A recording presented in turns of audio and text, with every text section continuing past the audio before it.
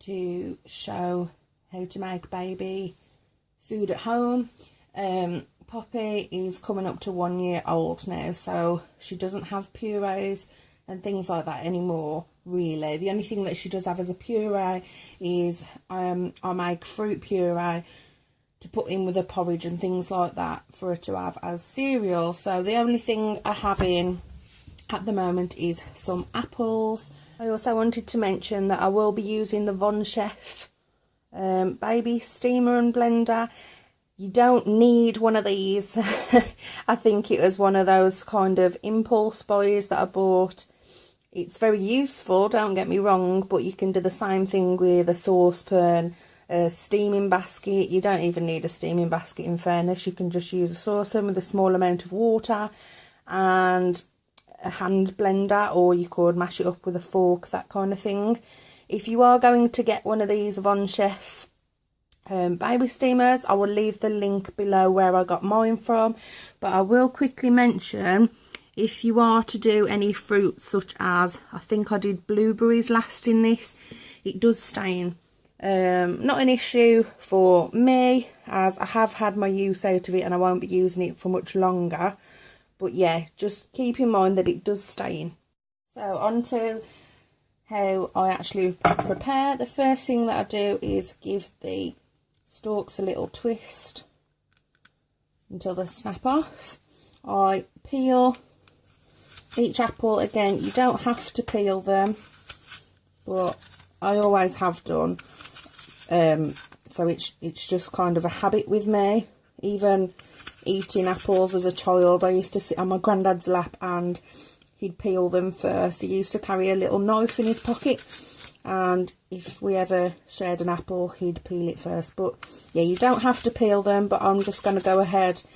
Okay, so then if you have a knife, by all means you can use a knife, but I have this little apple wedger, and it's also good for potatoes as well. So I just pop that over the top of the apple, press down and discard that bit, and I just do that to all three. Then, just because I am using my steaming machine, it says to cut them into really small squares, so I just go over each one and cut it into three. Again, if you were using a saucepan or a larger steamer, that kind of thing, you wouldn't have to cut them up this small. You could just leave them like this. And I will mention today I am using Golden Delicious, sorry, because that's all I have in at the moment. What I normally do is I'll go to my local market or supermarket and I will pick up a variety of apples. So I will get one Pink Lady, one Braeburn, one Royal Gala, a Granny Smith and a Golden Delicious, that kind of thing, and I basically cut them all up together and make an apple cocktail, call it, so that it doesn't just taste of one variety of apple. And Poppy seems to enjoy it a hell of a lot more when there is a fair few varieties, but she enjoys this just as much. So I'm just going to carry on cutting all these up. So then once you have all of your apples chopped up, come over to your VonShef. As I said, this isn't dirty, it's just stained. But inside of here there is a max fill line, so you put the water up until that line. You put the lid back on, so the water in there is what's used to steam. It comes through at the side here. So then you just load in your apple chunks. Try not to overfill it because then it doesn't cook as even. So then you place your lid on, and then there's a timer. Switch it on at the wall. There's a timer down here. I set that to the full time, which is 30 minutes. And as I says, the water inside of there will come through and steam the apples, and there's also a bar in the centre which warms them. So we'll check on this in 30 minutes. While that's in there, I'll just mention how I store these purees. So you'll need a spatula or a spoon, anything to get it out basically. And the other 4 of these are actually in the freezer at the moment with a different fruit in, but I have 4 little pots. I think these are the little angel ones from Asda. You can pick these up anywhere. These are just the lids. So what I do is fill each block and put the lid on, and this can stand up then in your fridge or your freezer. I also keep a jug out because once this is finished cooking, this will be full of liquid, and I always tip the liquid into a jug just in case, well, not so much now, but when I'd first started weaning, just in case it was too thick, I could use some of the liquid then, because it was kind of like apple juice. It's just water and apple that's mixed in together while it's cooked. I'd keep the liquid so that I could put it back in and blend it together to make it a bit smoother. So yeah, that's how I store my baby food.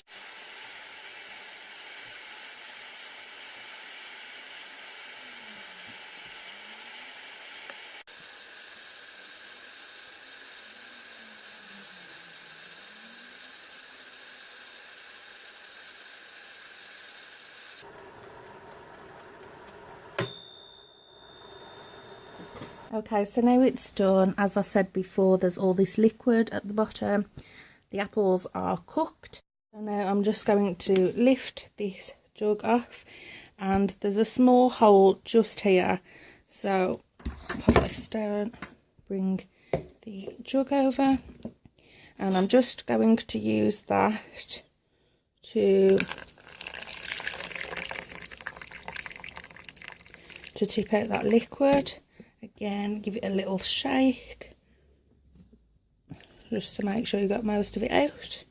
After getting rid of the liquid which is inside of this jug, the apples are just in there on their own now with no liquid at all. So I've returned it back onto here so that I can blend it.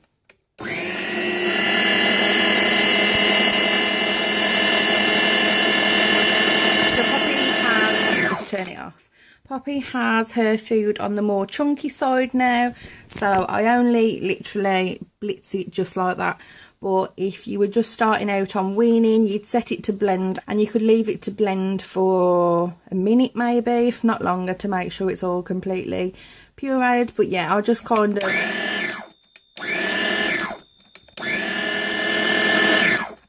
of blitz it, and then if you open the lid up, you will see that you have apple puree. This is red hot. Ouch. If I move this out of the way, you can see that you have lovely apple puree. So I'm just going to put this part into the sink, and then just use your spatula. I don't think there'll actually be enough for 4 portions. Basically, if we start at the back one, like I said, this is actually quite lumpy because of Poppy's age. She doesn't really have puree anymore with no bits at all. She has little bits in. So I'm just going to fill all of these up. Well, I don't think I've actually got enough to do all 4, so it might just be 2. Try and fill them as best as I can.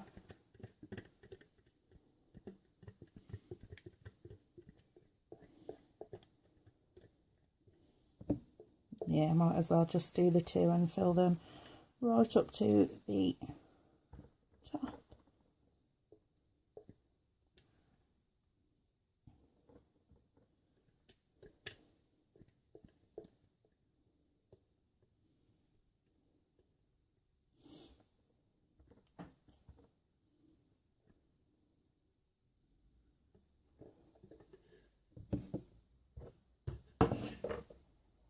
So yeah, I just give these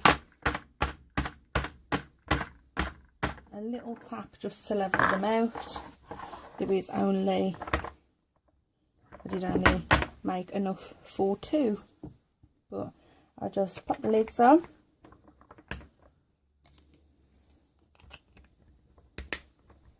Excuse my hands. And what I do is I wait for these to cool down completely.